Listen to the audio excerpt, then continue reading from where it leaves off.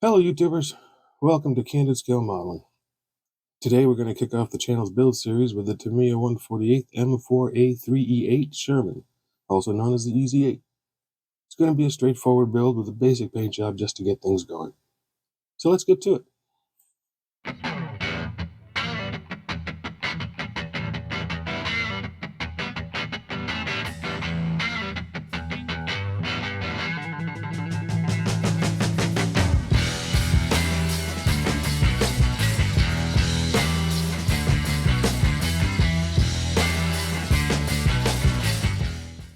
Things start off pretty simple, adding some weights, which to me are nice since they give the model a bit of heft, which makes it feel solid. Since they're metal, some CA glue is applied and the weights are dropped into place. The differential cover is assembled next, only two parts which go together without much fuss. Trouble I ran into here is that while liquid cement is fantastic, the wicking action can sometimes get under the fingers if not careful. This results in fingerprints. I thought briefly about leaving it and doing it on all my builds as a signature, but because of where it is, some light sanding was in order. I followed it up with some gentle smoothing using the same liquid cement which caused the issue and believed that would do the trick come painting. Once that was done, the cover was attached to the chassis. I then attached the hooks. I chose to do this after the cover was attached to avoid accidentally knocking the hooks off. If there are small parts, I will find a way to knock them around, so I try to minimize the chance when I can. You certainly could have attached these and then attached the cover. The rear panel was assembled by the instructions. It has a handful of small parts, but everything went together easily and didn't give much troubles.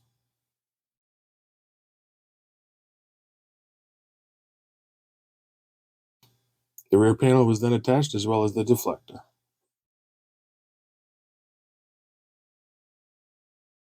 When assembling the drive sprockets, polycaps are used to allow the sprockets to spin, which help align the tracks, so be careful when applying cement none gets inside the polycap itself. It can make things sticky, which can be overcome, but best to be avoided. The sprockets themselves are keyed to make the alignment easy.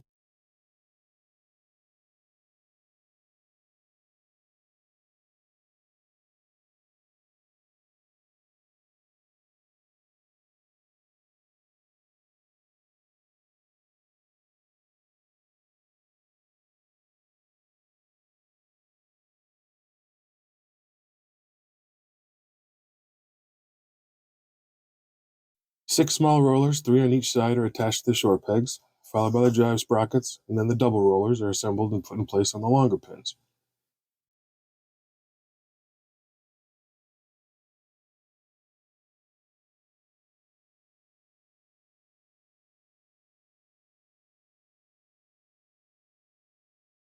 Be careful here. When assembling the double rollers, make sure the two halves are mated properly, otherwise they won't align correctly with the other rollers.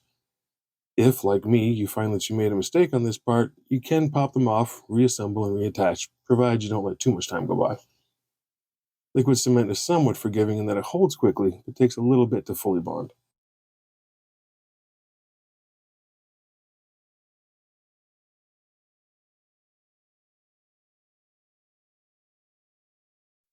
Finally, the idlers are assembled and attached, and we move on to the bogies.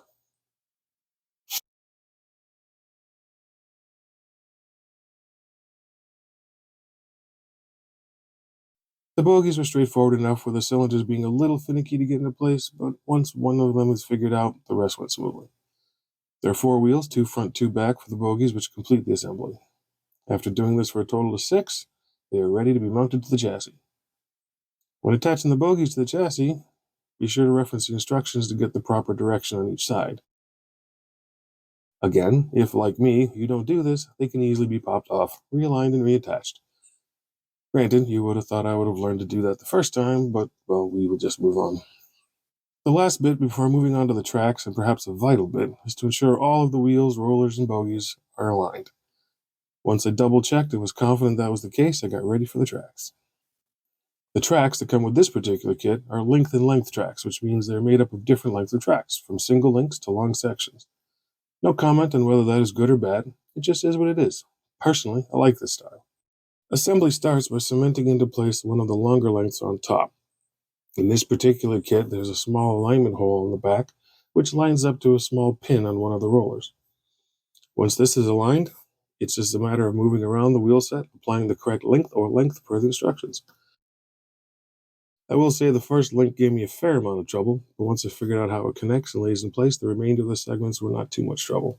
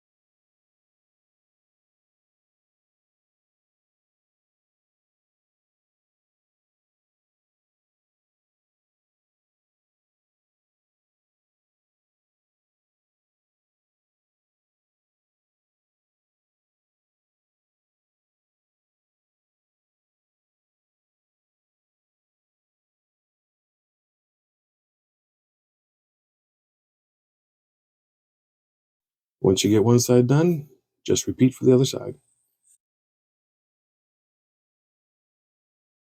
The upper hull was then assembled. Again, being a Tamiya kit, it was pretty easy, just 5 pieces making up the outer and inner structure.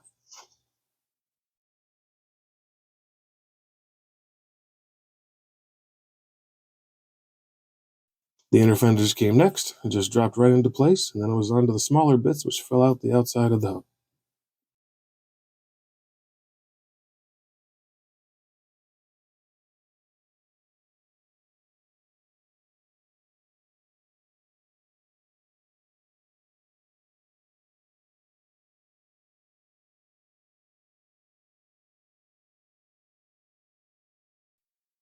Along the outside edge are some tiny braces which gave me a bit of a hassle. There are small holes to align the very small pins to, but they're so small they didn't just drop in like other parts. Took a little bit to feel them fall into place. Ultimately got through it, but this was perhaps the stretch that gave me the most trouble. The rear rack was then assembled, and should have been very simple, but after one of the braces was lost to the carpet monster, I had to adapt a little. I cut a small slice of plastic from some sprue, about the size I needed for a bracket, cut it to length, and attached. It isn't perfect, but I knew that once painted and finished, the only person who would really know would be me. Well, and all of you. But that's okay.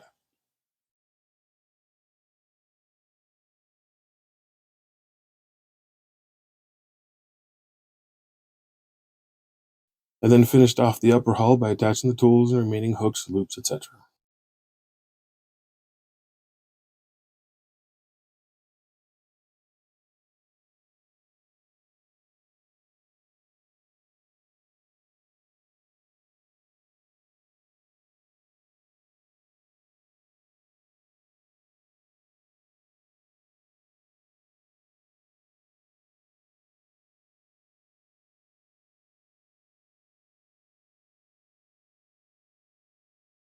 It's at this point I must make an apology. I lost the video of the turret construction, as well as the initial priming.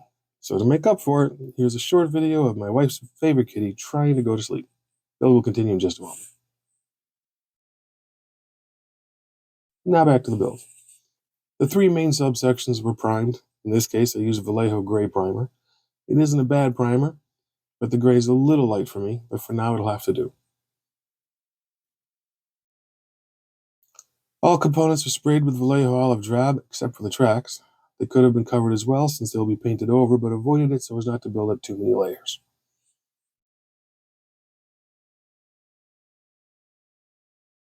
I used Vallejo black gray for the wheels and tracks. Initially I was using the paint straight from the bottle, but it was a little thick and didn't flow well over the tracks, so I added a few drops of leveling enhancer. This not only thinned the paint so it would flow better, but it also slowed the drying time down so it would level a little bit on its own, reducing brush marks.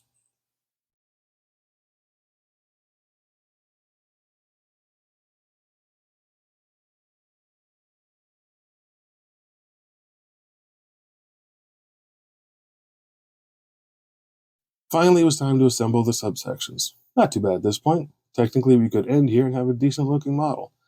However, while I'm keeping it simple, I do want to add a few details. Starting with the tools, I used a fine brush and Vallejo wood mixed with a slight touch of black to darken it a hair, and Vallejo natural steel to pop out the tools.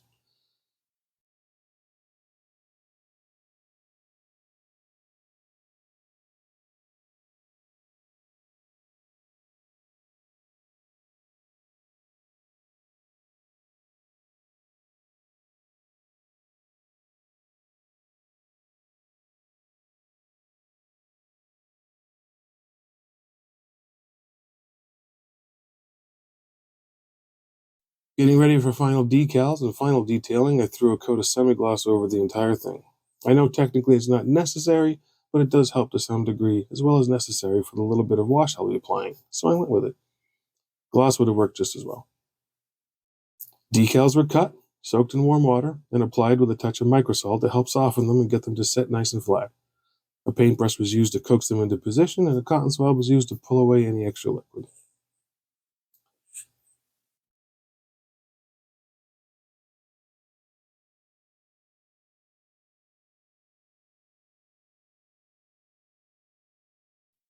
Finally, AK Dark Wash for brown-green vehicles was applied over the wheels, over select details and creases. Not so much to weather the vehicle, but rather just to pop some details out and make it look a little less flat.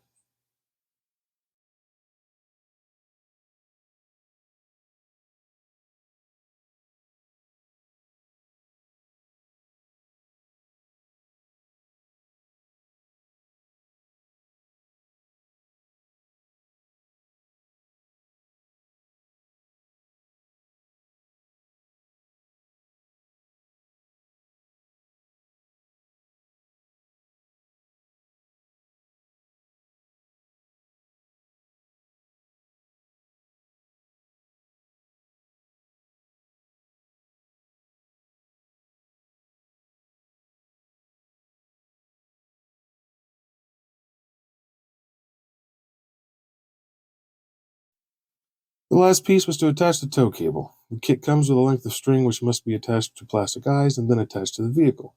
Attaching the string to the eyes with CA was necessary due to the difference in materials, and will also be used to attach the string to the hull. I first used some Vallejo steel mixed with a little bit of metallic black to make a darker steel color, put some on my fingers and ran the string through to give it an even coat. Once dried, I attached the ends with thin cement and then spot glued the cable along the hull.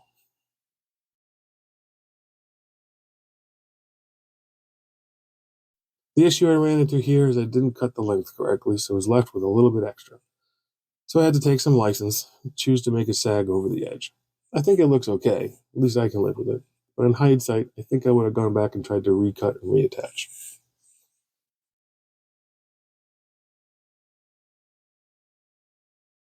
With a final coat of matte varnish sprayed evenly over the entirety of the build, this tank is ready for its photo shoot.